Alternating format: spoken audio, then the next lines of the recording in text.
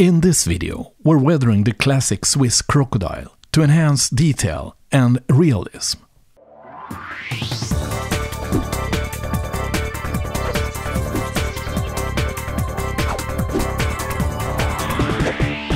Hello and welcome to a video tutorial in which I will weather my crocodile. Yeah, I know what you're thinking, but don't. It's of course all about that Swiss classic locomotive which pulled heavy freight trains in the early 19th. And we're going to do kind of moderate weathering. We're going to mainly enhance the details and give it a bit of road dust. The prototype crocodile was ordered back in June 1917. The production crocodiles, however, were delivered to the SBB, which is the Swiss Federal Railways, in between the years 1919 and 1927. A total of 51 locomotives was built during these years.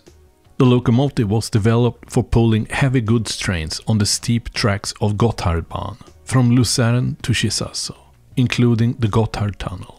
This type of locomotive were highly successful and served in duty until 1982. The weathering process contains from 5 individual steps. The first one is made with oil paints. I'm using a set here from Abteilung, but artist oil paints will work fine as well. Just find a general brown color. This one's called brown wash. Closest match I would say is burnt umber. So if you don't have this, use burnt umber. First thing we need to do is to squeeze some of this paint out on a piece of paper. This is because the paint contains from linseed oil, which prevents it from curing, and the paper will absorb that. The wash will contain from 9 parts odorless turpentine and 1 part color. I'm using a thin, round, soft brush for this first step, which is called pin wash. Take a portion of that paint and dissolve it into the odorless turpentine. Once the paint completely dissolved into the turpentine, we can dip our small brush into it and apply the wash along any rivet seams or panel lines on your engine. And we're using this brown for the silver roof parts here. The purpose is not to make the roof dirty, but to enhance the contours of all of the seams and rivets up there. Using brown on brown it's not a good idea. It will not enhance any contours. So to enhance the contours on the brown parts, I'm instead using a black-brown paint. Now look at this hood here. In the prototype we see some bleaching, and we will create that using a white oil paint.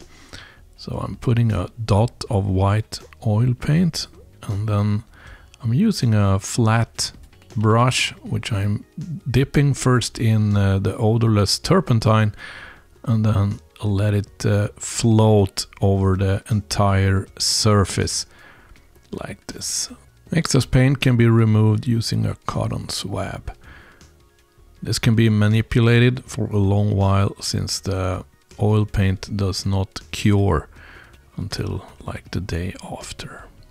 Now we're gonna enhance the contours of any elevated areas, such as these ventilation bars here, and also the panel seams, as well as the rivets. This is done by dry brushing on a kind of beige. In this set from Abteilung, they call the paint light mud. So this will enhance, make all of these things pop better. It's especially visible here on the wheels, which otherwise is just black. Same with the boxes and the letters here, and the brake around the wheels. Yeah, this is a really easy step, and it really enhances the look and appearance of any model. So, and it's kind of easy. Only trick is to make sure to wipe off most of the paint on the paper before you start applying it on your model. Once we have applied this light mud color on the wheels, we'll move over to the front. And in the same way, dry brush and enhance the contours of all of the details here. Buffers, leathers and hoses and the hook. Now coming back to the roof details here, it has all dried now. You can see that it's looks kind of dirty on the surfaces, and that was not the intention with the process. We just wanted to highlight the details. So what we're going to do is to use a flat, soft brush, which we dip into the odorless thinner and wipe most of it off on a piece of paper. Then we can push the paint into the rivet seam, at the same time cleaning the surfaces. And voila, the effect is looking now much more like we wanted it. Once all this has dried, typically the day after, it's time to seal it using matte varnish. And for this I'm using an acrylic paint. This one's from Vallejo, 7520. I mix that into my airbrush with a portion of airbrush thinner, which is nothing but distilled water and isopropanol. So mix that properly in a small bowl. Now before you start spraying, cover the wheels and the slider with a piece of paper like this. Otherwise you might get into hours of cleaning before it runs properly on your layout again. Otherwise it's just to cover it all. Now we're gonna move over to the second step, which is soft pastel chalk powder. I have bought a set which is called Earth Tones. From this set I'm using a light brown color, which is kind of corrosion-like, and I'm also using a dark brown. One can say in general that dry outside rust or corrosion is light brown, whilst the center parts are typically more dark brown. For application I use a makeup sponge pin or makeup applicator. This one's from Hennes & Mauritz, but there are several different brands out there. Just pick some of that powder up and smear it out. Here I'm working with the walking boards. If you feel that you get too much powder on a surface, it's easy to wipe some of it off using a cotton swab. So work your way over the surfaces, and then you can seal it again using acrylic matte varnish. Clear the windows and the headlights using a cotton swab dipped into water. The third and last step in our weathering process is spraying a level of road dust onto that locomotive body. For this I'm using a light brown color. See here on the paper it's kind of grayish brown, like we've seen in the prototype photo. Yeah, something like this will be fine.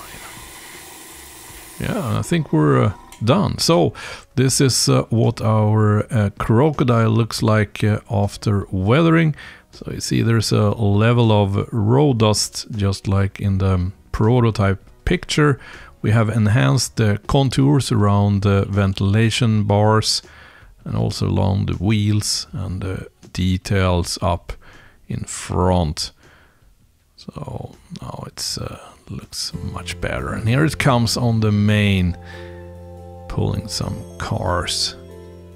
And indeed this is a really mighty locomotive. This one's also available in green, which is I would think the more classic one, But personally I like this brown a lot. So, very nice. Here comes over the tall stone arch bridge.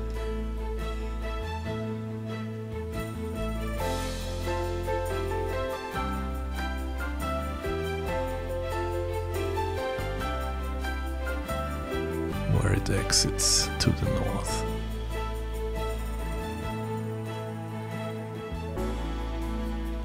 And finally, it's crossing over the tall steel arch bridge over the waterfalls.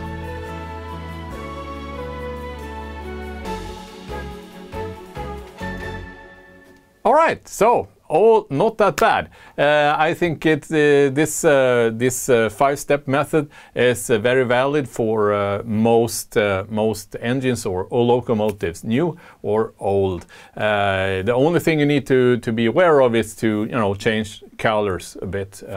Black is maybe not to be preferred on brighter type colored engines, such as white or orange, for instance. Did you know that this channel is sponsored by viewers like you? So if you watch this channel regularly and have use for the content, so as inspiration or knowledge, please be part of the community on Patreon and support the channel. Get over there, set up a support account from like $1 or $2 per month, or make a one-off donation using the PayPal dialog found in the video description below.